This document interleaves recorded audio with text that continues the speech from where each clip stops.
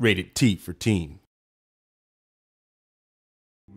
I was born with the doctors only knew what it was, but I wasn't supposed to walk. I had to wear those little brown shoes with the wide soles and the little bracelets that come up. And so I never would try to walk because I didn't like them, so I would crawl and drag my lower body with my upper body.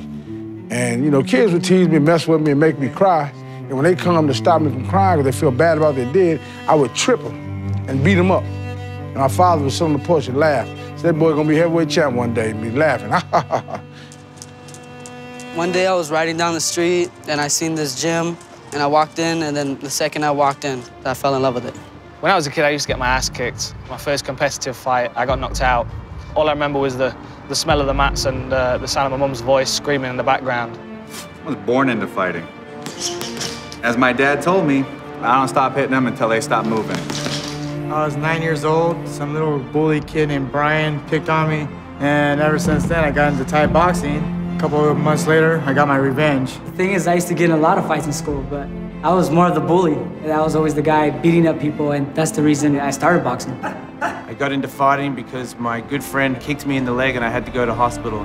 Then when somebody punched me in the face, that's when I knew I wanted to be a fighter. These guys were fighting for nothing. They even had some shows where they had to pay to fight. They'd pay like $75 to get in there and fight and get their teeth knocked out. They just loved the sport so much that these fighters would do anything to get in there, and there's nothing more real than that. My mom said, don't do it, you're gonna get hurt. When my family found out that I wanted to be a fighter, at first they were pretty hesitant.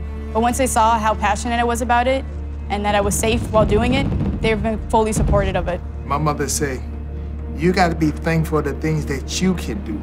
Don't ever be jealous of nobody, but don't forget about what you do well. Evander, you see him doing things that heavyweights just don't do. And that's what made him one of the greatest heavyweights of all time. Perseverance is everything. That's dedication and training, dedication and knowledge. The day you quit learning is the day you quit breathing. My inspiration is to be the best pound-for-pound fighter out there. I don't want to just be no ordinary fighter where I just go up there and people don't even know who you are. I want to be somebody that people are going to remember.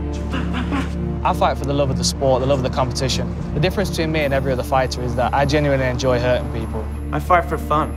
Fighting is a thing that all men should do. That's why you have pectorials, so that you can push your hand through somebody's face.